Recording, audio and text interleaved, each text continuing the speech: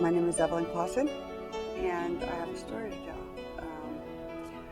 There was a time where I had no teeth, I had no smile, I couldn't eat. And this all started probably about 8 years ago. My teeth were really crowded, wasn't taken to the dentist as a child, didn't finances and stuff, couldn't afford it, family. So, and I had a lot of overcrowding in my teeth. So eventually they started to rot and chip away, and before you knew it, I had one tooth. And I was a waitress, and I lost all confidence and being able to talk to people, be able to smile, and being able to eat, you know. So I gained a lot of weight because food was just being shoveled in my mouth. There was no chewing. And the pain was outrageous. I would rather go through childbirth than to go through tooth pain, abscesses, and what have you. So eventually, I had to get them pulled. And the people that helped with that, it was a government program, and it was many years ago. It was in Colorado, and what they did was they took my teeth out, 16 broken teeth. They took them out, and they made the mold, and they put the dentures right in, and it hurt so bad, so bad. Anyway, and then because they were so cheaply made and so just thrown together that they were kind of lost in my mouth, to the point where you couldn't see them, and they were very, very uncomfortable, so I couldn't wear them. And then, believe it or not, a friend's dog got a hold of them and chewed them up. So I wound up with no teeth anyway. And it's really kind of hard to talk about because, so anyway, I met this wonderful group of people through the church. Her name is the lady.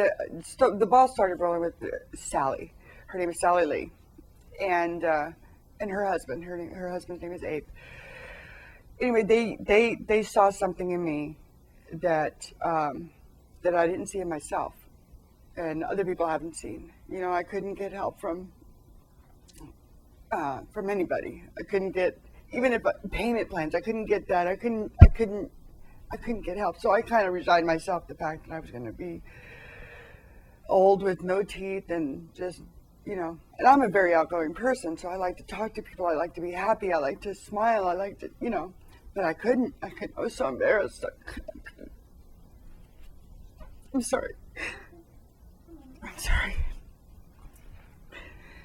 So I met this group of people, and I did not know that there were such people anymore. I really didn't. I didn't believe that there was people that can be that kind. So kind that they like I said, they saw something in me that I believed was God, and nobody else saw it, but they did. And so Sally introduced me to Annie from Salon Nenea, and Annie cut my hair without charging me, and I couldn't believe it. It was beautiful. I hadn't got my hair cut. I haven't got my hair cut in years.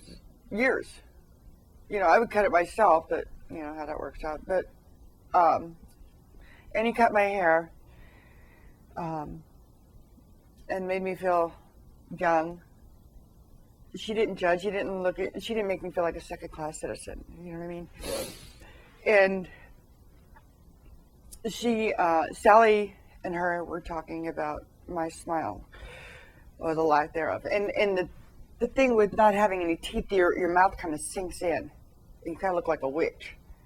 My daughter's wedding was recently, and I saw the pictures of those, and I just looked awful. And Sally knew, and Annie knew that I was depressed. I was not happy. I didn't, So they talked to Dr. Nagata. And Dr. Nagata and Annie and Sally came together and decided I needed to smile. And when I got the phone call, it just changed my whole day, because like I said, you can't, there's financially people are just not able to do things that they do now, or that these people have done for me. And so they got together, and I got a phone call that they're going to take care of your teeth. They're going to give, Dr. Nagata is going to give you teeth. And I said, what? Yes. You're going to get, and I dropped the phone, and I couldn't stop crying. I'm sorry. And like I said, I kind of resigned to the fact that I wasn't going to have teeth. I was going to be just old, miserable person. I mean, I didn't even put makeup on. There was a time in my life when I didn't go out the door without makeup on, or get myself, or having to just the ambition to do it. The reason why, because you can put all the makeup on in the world, but if your smile's not there, it doesn't do any good.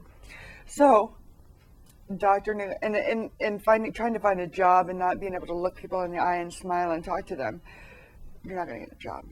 You're not going to get a job. So, they all knew this. They knew it before I did, I guess. So they got together, and I got the phone call that I was going to get new teeth.